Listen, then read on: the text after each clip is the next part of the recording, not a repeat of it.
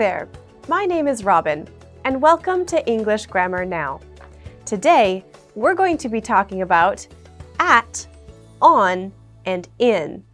These are prepositions, and today we're just doing part 1.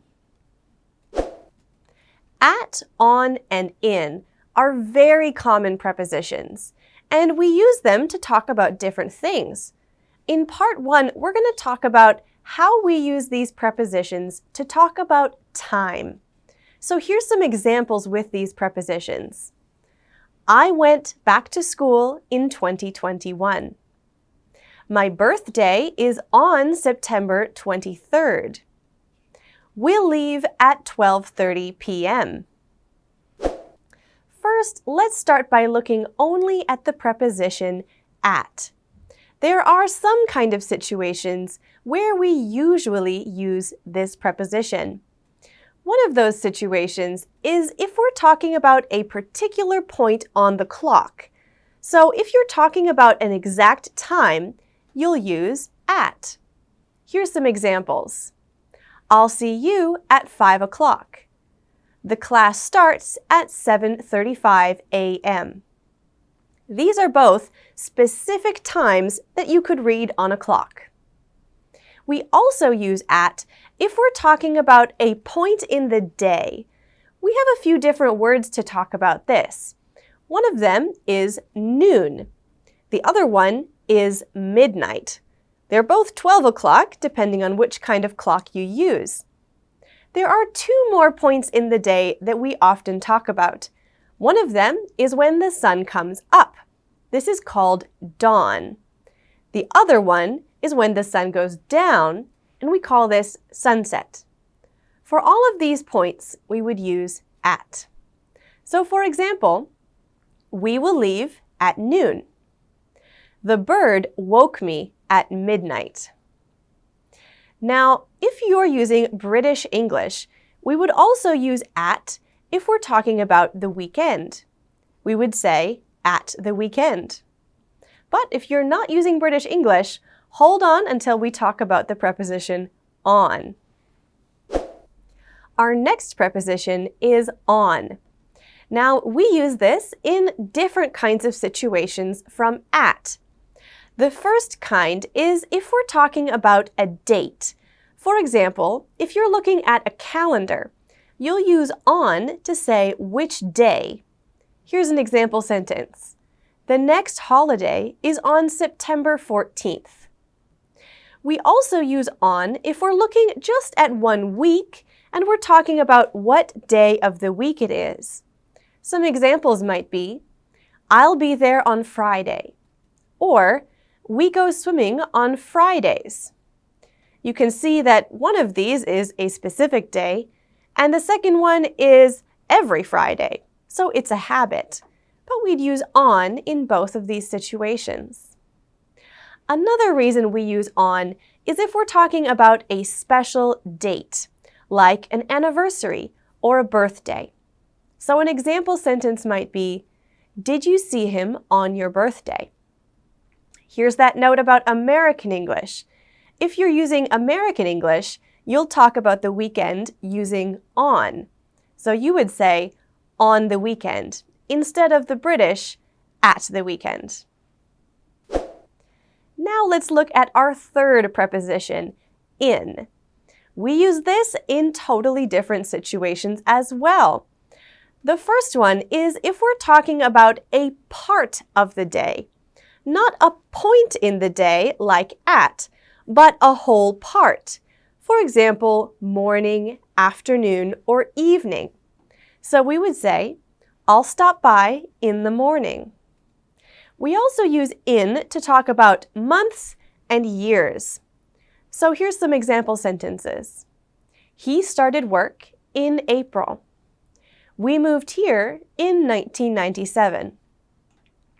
We also use in for longer periods of time, like seasons, winter, summer, spring, and autumn, as well as even longer periods of time. So here's a couple sentences for those. The trees need to be trimmed in spring. This play was written in the 18th century.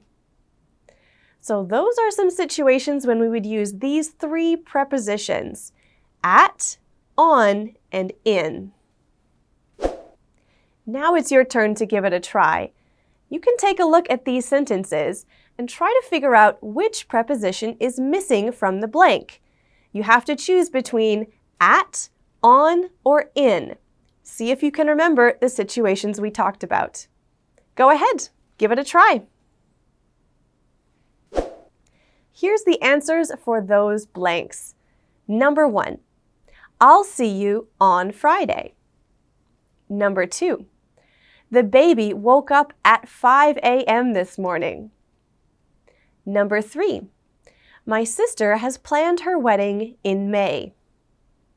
Number 4, I'd like to go away on the weekend. Now you could use at in this sentence as well, depending on which version of English you're using. Number 5, Eliana isn't free on Friday. Number 6, would you like to go out in the evening? Did you get them all correct? Great job! Now let's talk about how these prepositions are used in some common phrases. Some of them are easy to understand by looking at the different words that are put together, but some of them are a little more tricky. First of all, we have a common phrase, at night. We also have a phrase, in the night. The first one, at night, is talking about any night in general. For example, we could say, it's not safe to walk there at night. We're not talking about one night, it's all the time. But if we say in the night, we're talking about a specific night. For example, you could say, I was awake in the night because I was thinking about school. So you're thinking of a specific memory of one particular night. We also have similar phrases, in the morning and on the morning. In the morning is referring to a regular morning or any morning in general. You could say, I usually work in the morning. But we could say on the morning if we're talking about a specific morning that we're remembering. For example, on the morning of my birthday, I woke up very early. So in this case, we're thinking of a special day, the day of the birthday, and on that morning is when I woke up very early. Here's a couple of other phrases that we commonly use. First, we have at the end and in the end. A very small difference, but they're used in different ways. If we say at the end, we're talking about the time when something has finished. So we could say, at the end of the party, Glenda brought out the cake. But if we say in the end, we're talking about things that happen after a long period of time, or after a series of other events. The final event is what we're talking about. So an example would be, in the end, I couldn't eat the cake because I'm allergic to coconut. So if we use this sentence, many other things have happened to get to this last point in the story. We have other similar phrases, at the beginning, in the beginning. If we say at the beginning, just like at the end, it's talking about the point at the beginning of something, when something starts. We could say, at the beginning, the boss handed out the memo. But in the beginning is contrasting this time with another time. So we could say, in the beginning, we thought we would have more time to complete the work, which is being contrasted with now, when probably we don't have as much time as we wanted. Two more phrases. At the moment. That phrase is referring to right now. So you could say, the manager is busy at the moment, but I'll make a note for her to call you.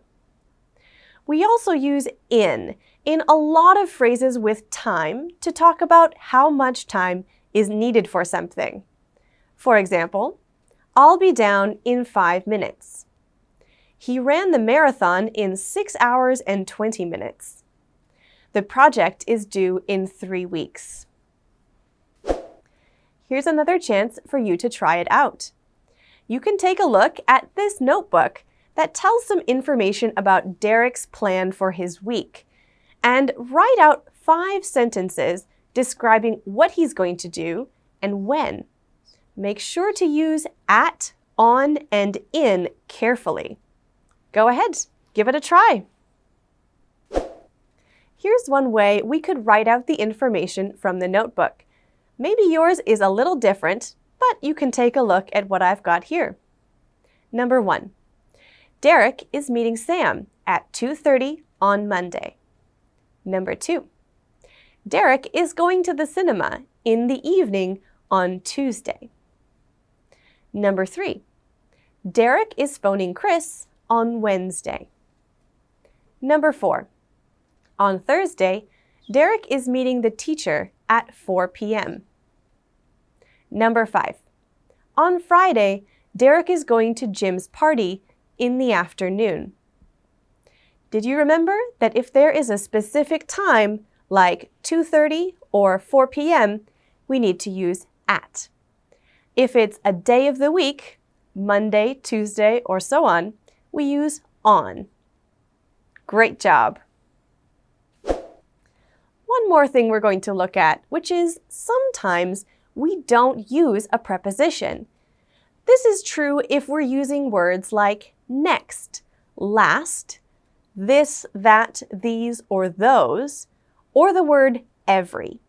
If you see these words, you don't need to add a preposition in front of it. For example, we would say, we booked the hotel for next week. We would not put the preposition on in there. We would say, they go camping every summer. And I'm too busy to help this morning. So if you see these words, you don't need to have a preposition. Let's look at a conversation that uses prepositions in different ways. What are you doing for the school holiday? My family and I are going to leave on Saturday to visit my grandparents for a week. Then, on July 3rd, we'll come home. Is that a long drive? We can get there in about 5 hours. We will leave in the early morning and arrive at lunch. We could leave later, but I don't like to drive at night. I agree. Did you decide to bring the dog or not? The kids really wanted to, but in the end, he's going to stay with my sister. Can you see the prepositions in this conversation? Here they are highlighted for you. You can see how in, on, and at are used to talk about different parts of time. We even have the phrase in the end at the end of this conversation. I hope that's been helpful for you using prepositions to describe time. Thanks for studying with me, and I'll see you again soon. Bye-bye!